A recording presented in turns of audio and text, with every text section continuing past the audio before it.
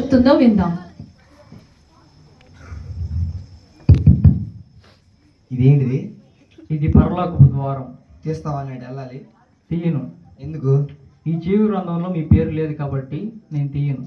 ఏం గ్రంథం అది? జీవ గ్రంథం. దాంట్లో నా పేరు ఎందుకు లేదు? ఎందుకు లేదంటే నువ్వు జీవితాంతం బ్రతికినంతకాలం పాపాలు చేస్తూ బ్రతికావు కాబట్టి ఈ గ్రంథంలో నీ పేరు లిఖించబడలేదు. అసలు నేను ఎవరో తెలుసా నీకు? నా బ్యాక్గ్రౌండ్ ఏందో తెలుసా నీకు? నాకు ఎంత వస్తుందో తెలుసా నీకు? ఈ చైన్ చూసావా? దీని వాల్యూ ఏందో తెలుసా నీకు? ఈ వాచ్ వాల్యూ అంత తెలుసా తీసుకో. నాకు ఎన్ని కాళ్ళు ఉన్నాయి తెలుసా? నేను ప్రపంచంలోనే నెంబర్ 1 ధనవంతుడిని. నువ్వు నన్ను లోపల పంపించలేదా? నేను మనీతో ఏదైనా కొంటా, హ్యాపీనెస్ని కూడా కొంటా. నువ్వు నన్ను లోపల పంపించలా. నువ్వు భూమి మీద ఎంత ధనవంతుడు అయినా అయి ఉండొచ్చు. నీకు భూమి మీద అసాధ్యమైనది అంటూ ఏది లేకపోవచ్చు. నీ దగ్గర కార్లు ఉండొచ్చు, బంగళాలు ఉండొచ్చు, ఏదైనా ఉండొచ్చు, ఎవ్రీథింగ్. కానీ వన్స్ దీంట్లో నీ పేరు లిఖించబడలేదు కాబట్టి ఈ పరలోక రాజ్యంలో పోవడానికి నీకు గేట్ తీయను. 1,00,000 ఇస్తా, పంపిస్తావా? పంపిను. 2 లక్షలు పంపిను. 1,00,00,000 రూపాయలు పంపిను. 100 కోట్లు నా ఆస్తి మొత్తం పంపిస్తా. నా ఆస్తి మొత్తం రాసిస్తా. మీకు తీసుకెళ్ళి నరకంలో పడేసేసి నా ఆస్తి మొత్తం రాసిస్తా. 100 కోట్లు మీకు కూడా నా ఆస్తి ఇస్తా. నరకంలో పడేసేసి.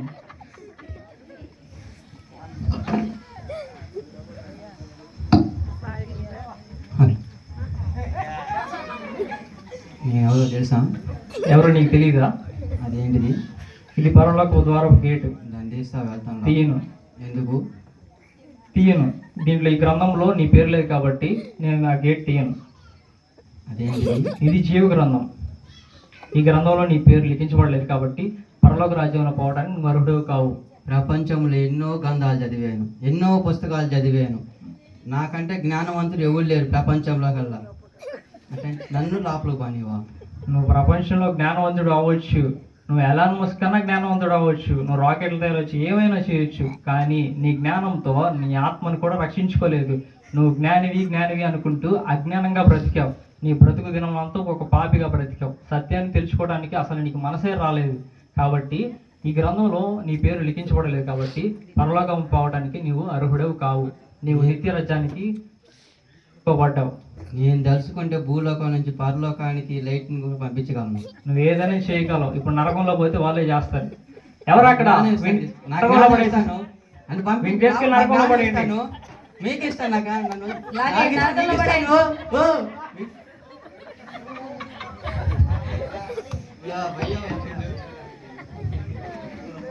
మందు బాబులం మేము, మందు బాబులం, మందు తాగితే మేము మహారాజులం. పరలోకము గేట ఈజీగా పోతా లోపలికి. ఆగు. ఎక్కడికి వెళ్తున్నావు? పరలోకము గేట్ అంటది. లోపల పోవడానికి చూస్తున్నా. లోపల పోవడానికి అర్హుడు కావు. పిచ్చి పిచ్చి రెడ్డి లేదు. నన్ను లోపల వాడివా?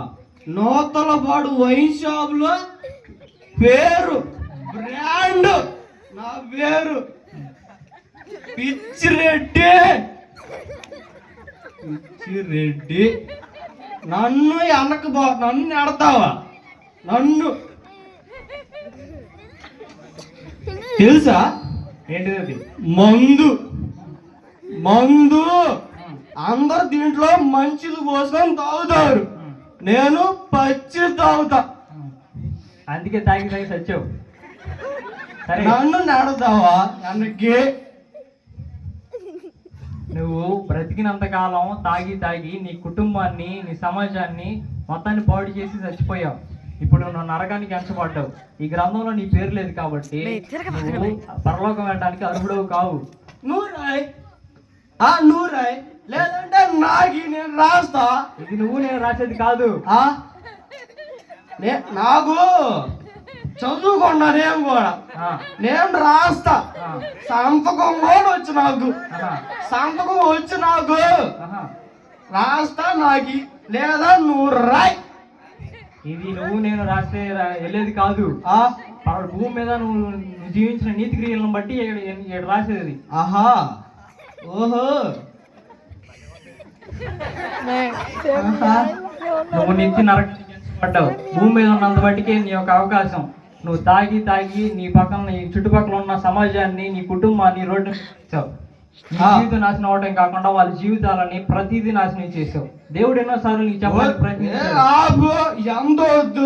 మందాదన్న మన ఇద్దరం కూర్చుందాం. నరకంలో వాళ్ళు తాగిపిస్తారు. అయ్యా రండి అయ్యా, నరకంలో పడేసి ప్రతి వైశాఖలో పోతా నేను. ప్రతి పోలీస్ స్టేషన్ లో నరకంలో పడేసి దీంట్లో పిచ్చి నువ్వు బయట నువ్వు తాగుతావా? ఒరే నువ్వు తాగుతావా? పిచ్చిరెడ్డి నరకానికి సిద్ధంగా ఉన్నాడు. రాయ్యా పిచ్చిరెడ్డి.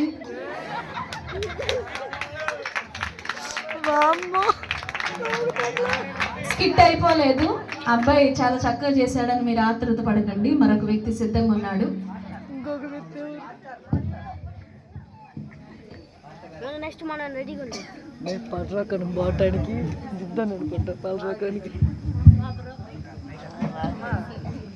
పర్రాకం పోయి గోవర్ధన్ అనుకుంటా.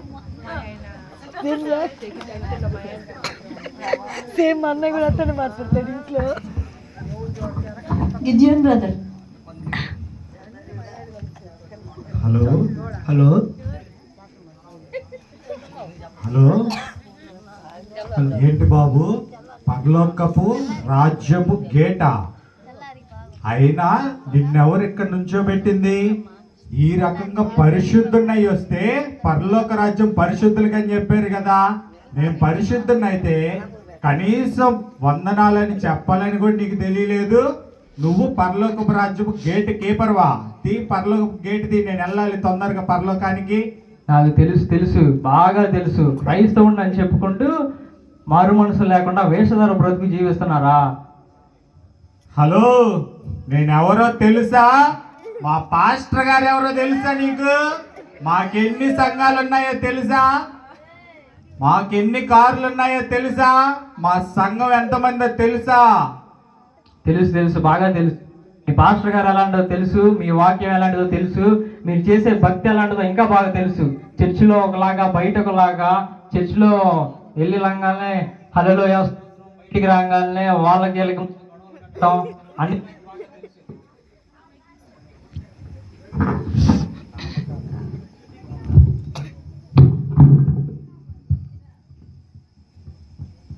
అన్నీ నాకు బాగా తెలుసు. నామకరత క్రైస్తవులుగా జీవిస్తున్న వారికి మీలాంటి వాళ్ళకి పరలోక రాజ్యం ఉంటుందా? ఏంటేంటి?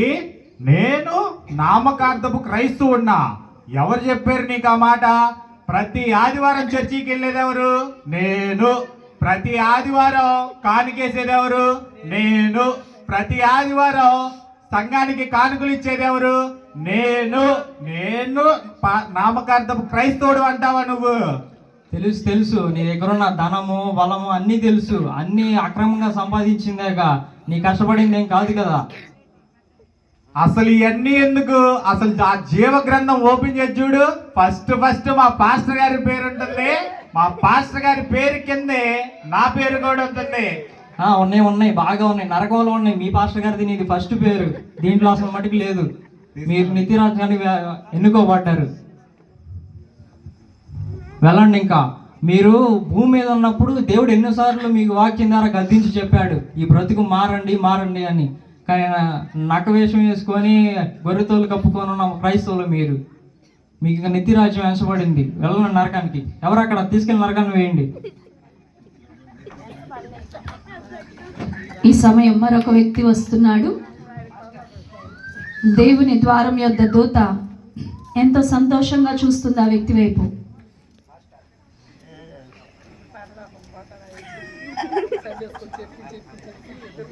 రండి. వెల్కమ్. Praise the lord. రండి.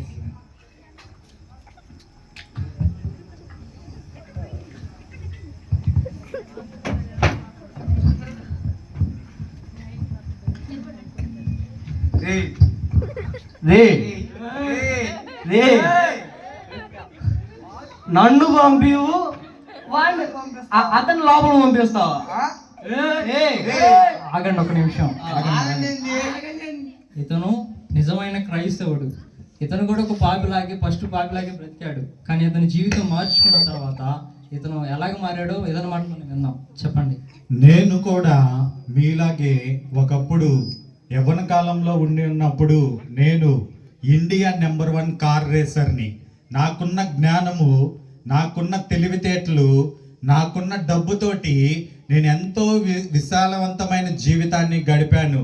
అయితే ఒకరోజు నాకున్న స్నేహితులు కానీ బంధువులు కానీ ఎంతోమంది నన్ను కన్నవారు కూడా నన్ను నా డబ్బును చూశారు కానీ నన్ను చూడలేదు. అయితే ఒక దినాన నేను మంచి రేస్ కార్లో వెళ్తూ ఉన్నప్పుడు నాకు సడన్గా యాక్సిడెంట్ అయింది.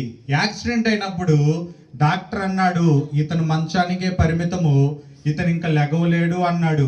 మీరు అనుకున్నట్టుగానే నేను నెంబర్ 1గా తాగుతాను, నెంబర్ 1గా పాపం చేస్తాను, మీ అందరికన్నా కూడా ఇంకా ఎక్కువగా డ్రగ్స్ తీసుకొని మత్తులో తూలుతూ పడిపోతూ ఉండేవాడిని.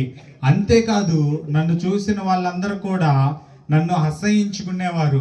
ఎప్పుడైతే నాకు యాక్సిడెంట్ అయ్యి పడిపోయి ఉన్నానో ఆయన దేవుడు తన కృప ద్వారా ఒక సేవకుడిని నా యొద్దకు పంపించి ఆ సేవకుడు నాతో చెప్తున్న మాట ఏంటంటే, దేవుడు నిన్ను ప్రేమిస్తున్నాడు. ఇదే మాట ఎంతో మంది ఈ లోకంలో నాకు చెప్పారు. నా స్నేహితులు చెప్పారు నువ్వంటే ఇష్టమని. ఎందుకు? నా డబ్బుతోటి మంచి మంచి పబ్బులకి డాన్సులకి వెళ్ళే వాళ్ళం. మా బంధువులు చెప్పేవాళ్ళు వాళ్ళ ఆపదల్లో ఇబ్బందుల్లో ఉన్నప్పుడు వారికి నేను సహాయం చేసేవాడిని. నా తల్లిదండ్రులు నన్ను చూసి గర్వపడేవారు. ఎప్పుడైతే నేను తాగుడికి అలవాటు అయ్యాను, డ్రగ్స్కు ఎడిట్ అయ్యి యాక్సిడెంట్ అయ్యి పడిపోయాను, ఎవరు కూడా నా స్నేహితులు నన్ను చూడలేదు, నా బంధువులు నన్ను చూడలేదు. నన్ను కన్నవారే ఆఖరికి ఒక రక్తం బాటిల్ ఇవ్వాలన్నా కానీ భయపడ్డారు. అయినప్పటికీ దేవుడు తన కృప ద్వారా ఒక సేవకుడిని పంపించి ఆ సేవకుడు నాతో చెప్తున్న మాట ఏంటంటే, నేను మంచంలో ఉన్నప్పుడు దేవుడు నిన్ను ప్రేమిస్తున్నాడు. నాకు అప్పుడు అనిపించింది, ఇలాంటి జీవితంలో ఉన్న వ్యక్తిని నన్ను దేవుడు ప్రేమిస్తాడా? ఎవరు ఆ దేవుడని నేను చూసినప్పుడు ఆ దేవుడు ఎవరో కాదు, ప్రభు అయిన యేసుక్రీస్తు వారే. అయితే ఈ యేసుక్రీస్తు వారి గురించి అనేక మంది అనేక రకాలుగా సువార్త చేస్తూ ఉన్నప్పుడు నేను వారిని వీధుల్లో చూసి ఎగతాళి చేసేవాడిని. అయ్యో వీళ్ళకి ఏం పని లేదా, ఏం పాట లేదా, ఒక 10 మంది జనాన్ని వేసుకొని వచ్చి బజారుల్లో వీధుల్లో పాటలు పాడుతూ వాక్యం చెప్తూ ఉన్నారు, వీళ్ళ పోషణ ఎలా జరుగుతుందని నేను వాళ్ళని ఎగతాళి చేసేవాడిని. అంతేకాదు యేసు ప్రభు వారంటే ఓ అమెరికా దేవుడు అనుకునేవాడిని, ఓ ఇంగ్లాండ్ దేవుడు అనుకునేవాడిని. యేసు ప్రభు వారంటే బడుగు బలహీన వర్గాల ప్రజల వారికి అనుకునేవాడిని. కానీ నాలాంటి టాలెంటెడ్ గల వ్యక్తికి ఆయన దేవుడని నేను ఎప్పుడు కూడా అనుకోలేదు. ఎందుకు అనుకోలేదంటే ఎప్పుడు కూడా నాకు అవసరము రాలేదు, ఎందుకంటే నేను చాలా తెలివైన వాడిని. అయితే దేవుడు చెప్తున్న మాట, ఆ వాక్యము ద్వారా దేవుడు నన్ను ప్రేమిస్తున్నానన్నప్పుడు ఇలాంటి స్థితిలో కూడా దేవుడు నన్ను ప్రేమిస్తాడా అని నేను ఈ పరిశుద్ధ గ్రంథాన్ని చదవటం మొదలుపెట్టాను. ఆయన్ని వెతికాను, ఆయన్ని కనుగొన్నాను. అంతేకాదు నేను అనుకునేవాడిని యేసు ప్రభు కూడా దేవుళ్ళో ఒకడే కదా అని అనుకునేవాడిని నేను భూలోకంలో జీవించినప్పుడు. కానీ ఈ పరిశుద్ధ గ్రంథం చదివినాక నాకు అర్థమైన విషయం ఏంటంటే, యేసు ప్రభు వారు ఒక్కడే దేవుడు అని నేను తెలుసుకున్నాను. ఆయన కోసం నేను యథార్థంగా జీవించాను, ఆయన కోసం నా జీవితాన్ని పరిశుద్ధంగా జీవించాను, ఆయన కోసం అనేక మందికి సహాయపడ్డాను. ఆయన ఎలాగైతే పాపంలో ఉన్న నా జీవితాన్ని బాగు చేశాడో, అనేక మంది పాపంలో పడిపోయి పాపంలో జీవిస్తున్నప్పుడు కూడా నా సాక్ష్యాన్ని తెలియచేస్తూ వారిని కూడా దేవుడి మందిరానికి నడిపించి కొన్ని ఆత్మలను నరకానికి వెళ్లకుండా పరలోక రాజ్యము వెళ్ళేటట్టు దేవుడు తీసుకెళ్ళడానికి, ఆయన రక్షణ పొందడానికి, ఆయన కృపను అనుగ్రహించడానికి, ఆయన కృపను పొందుకోవడానికి ఆ దేవుడే నాకు సహాయం చేశాడు. విన్నారు కదా, దేవుడు మిమ్మల్ని ఎంతగానో ప్రేమించాడు. మీరు వ్యసనాల నుండి వదిలి దేవుని రక్తంలో కడగబడి ఆయన బిడ్డగా బ్రతుకుతారని. ఆఖరి శ్వాస వరకు, మీ ఆఖరి శ్వాస వరకు ఆయన మిమ్మల్ని ఎంతగానో బతిమలాడుతూ వాక్యం ద్వారా, మైక్ శబ్దం ద్వారా, ఫోన్ల మెసేజ్ ద్వారా, అనేక వాటిమైన ద్వారా, మనుషుల ద్వారా దేవుడు మిమ్మల్ని ఎంతగానో ప్రేమిస్తూ మిమ్మల్ని మార్చాలి మార్చాలి మార్చాలి. నా బిడ్డ నరకంలో నశించిపోవడం నాకు ఇష్టం లేదు కదా, అందుకని పరలోకంలో నాతో పాటు తీసుకెళ్దామని దేవుడు ఎంతగానో ఆశపడ్డాడు. కానీ మీరు ఆ ఛాన్స్ని మిస్యూజ్ చేశారు. మీ ఆఖరి శ్వాస వరకు దేవుడు మిమ్మల్ని బ్రతిమలాడుతూనే ఉన్నాడు. కానీ మీరు ఆ సమయాన్ని సద్వినియోగం చేసుకోకుండా సమయాన్ని వ్యర్థపరిచారు. మీకు ఇంకా మరొక అవకాశం లేదు. మీరు నిత్య అగ్నికి అంచబడి అయితే ఇప్పుడు మీ దేవుడు ప్రేమమయుడు అని చెప్పాడు కదా, మా వద్దకు పిలవండి, మేము ఒక ఛాన్స్ కావాలని అడుగుతాం. మీకు ఇంకా ఏ అవకాశము ఉండదు, క్షమించండి. మీరు ఇప్పుడు నిత్య నరకానికి ఎంచబడి ఉన్నారు. ఒక్కసారి అయ్యా లేదు, నరకంలో ఒక మారు పడిన తర్వాత, ఈ భూమిని నీ ప్రాణం ఒకసారి విడిచిన తర్వాత మరలా మీ జీవితంలో దేవుణ్ణి ఎరగడానికి, పరలోకం వెళ్ళడానికి అవకాశం లేనే లేదు. పదండి మనిద్దరం పరలోకంలో దేవుడి సింహాసనం పక్కన కూర్చుందాం.